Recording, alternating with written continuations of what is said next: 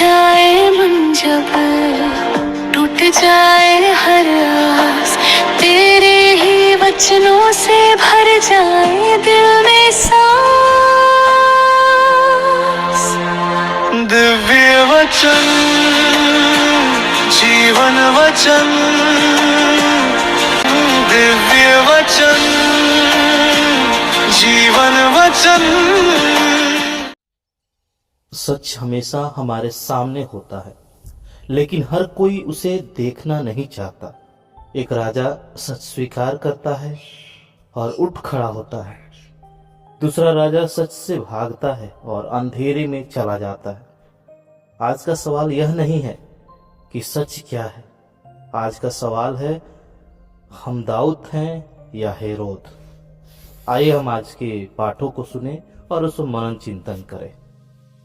पहला पाठ, प्रवक्ता ग्रंथ अध्याय 47 पद संख्या 2 से 11। जिस प्रकार प्रायश्चित के बलिदान में चर्बी अलग की जाती है, उसी प्रकार दाऊद को इस्राएलियों में से चुना गया था।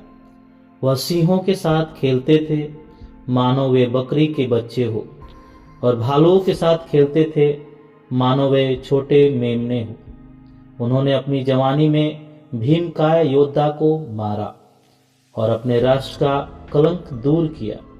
उन्होंने हाथ से ढिलवास का पत्थर मारा और गोलियत का घमंड चूर चूर कर दिया, क्योंकि उन्होंने सर्वोच्च प्रभु से प्रार्थना की और उसने उनके दाहिने हाथ को शक्ति प्रदान की, जिससे वह बलवान योद्धा को पछाड़कर अपनी प्रजा को शक्तिशाली बना सके।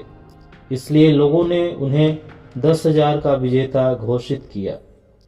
ईश्वर के आशीर्वाद के कारण उनकी स्तुति की और उन्हें महिमा का मुकुट पहनाया, क्योंकि उन्होंने चारों ओर के शत्रुओं को पराजित किया और अपने फिलिस्तीनी विरोधियों का सर्वनाश किया। उन्होंने सदा के लिए उनकी शक्ति समाप्त कर दी। वह अपने सब कार्यों में धन्यवाद देते हुए परम पावन सर्वोच्च ईश्वर की स्तुति करते रहे। वह अपने सृष्टिकर्ता के प्रति अपना प्रेम प्रकट करने के लिए सारे हृदय से गीत गाया करते थे। उन्होंने गायकों को नियुक्त किया, जिससे वे वेदी के सामने खड़े होकर मधुर गान सुनाए।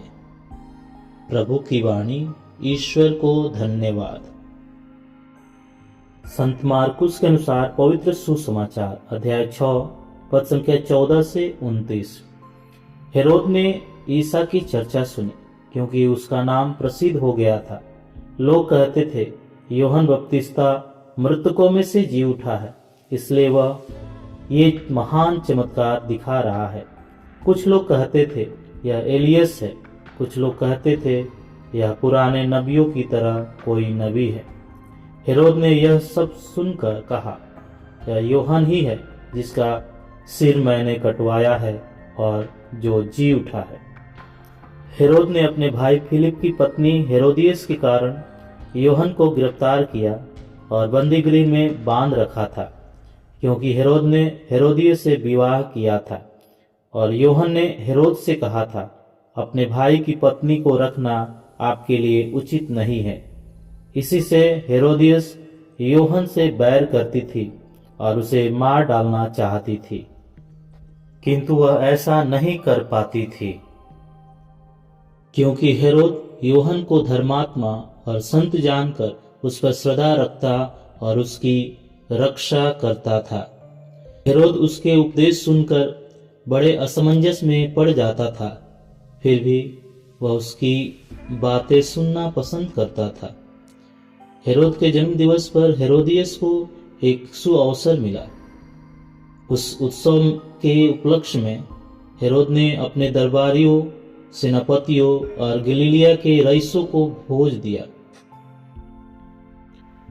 उस अवसर पर हेरोदियस की बेटी ने अंदर आकर नृत्य किया और हेरोद तथा उसके अतिथियों को मुक्त कर लिया।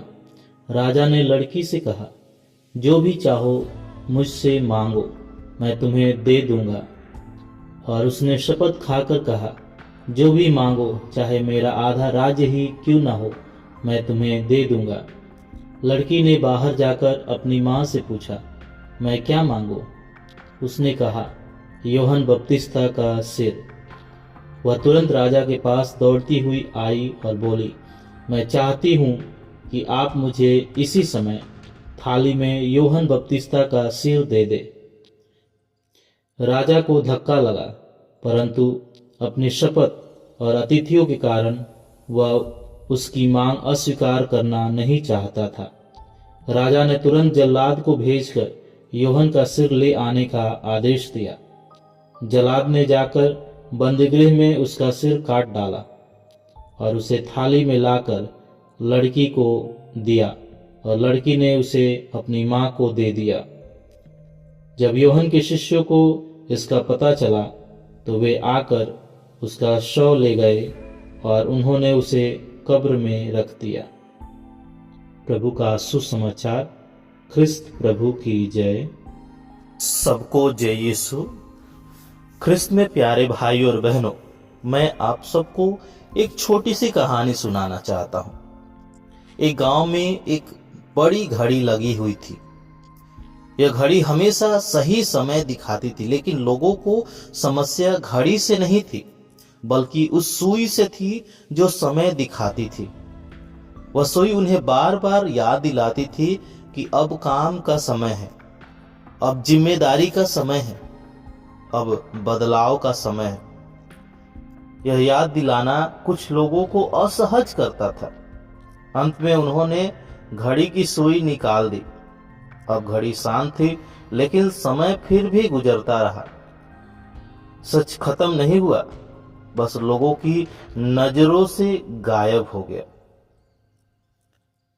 यूहन्ना बपतिस्ता उस घड़ी की सुई की तरह था। वह सच दिखा रहा था और लोगों को याद दिला रहा था कि ईश्वर की इच्छा क्या है। उसने राजा हेरोद से कहा कि जो वह कर रहा है वह गलत है। हेरोद जानता था कि यूहन्ना सही कह रहा है, लेकिन वह डर गया। उसे लोगों की राय और अपनी सुरक्षा की चिंता थी। वह सच को नहीं अपनाना चाहता था।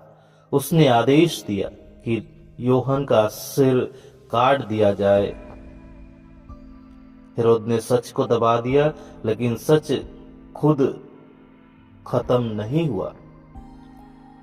जब हम दाऊद और हेरोद की बातें करें, दाऊद भी पापी था, वह भी गिरा, लेकिन जब नबी नातान ने उसे सच बताया, दाऊद ने उस सच का सामना किया, उसे स्वीकारा, उसने पश्चाताप किया और ईश्वर ने उसे माफ किया। वह सच को स्वीकार करके महान बन गया। वही हेरोद सच जानता था, उसने सुना भी था, लेकिन उसने सच से भागा।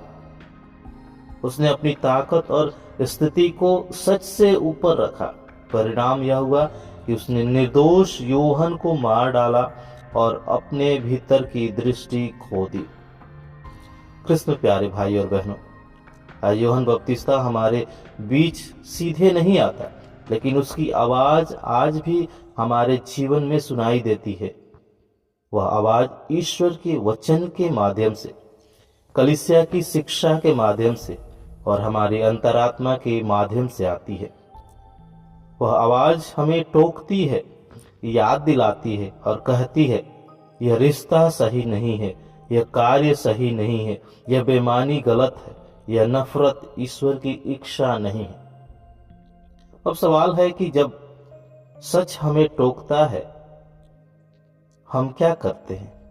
क्या हम दाऊद की तरह उसे स्वीकार करेंगे और अपने जीवन में बदलाव लाएंगे, या हेरोद की तरह सच से भागेंगे और उसे दबाने की कोशिश करेंगे? सच को दबाने से जीवन सही नहीं होता, बस हमारी जागरूकता और दृष्टि खो जाती है। सच को अपनाना कठिन हो सकता है, लेकिन वही हमें उठाता है और सच्चे मार्ग पर ले चलता है। आइए हम कुछ क्षण मौन हो जाए, प्रभु से प्रार्थना करें कि प्रभु हमें वह अनुग्रह दे कि हम सच देख सके, उसे स्वीकार कर सके और उसके अनुसार अपने जीवन को बदल सके। पिता, पुत्र और पवित्र आत्मा के नाम पर आमीन।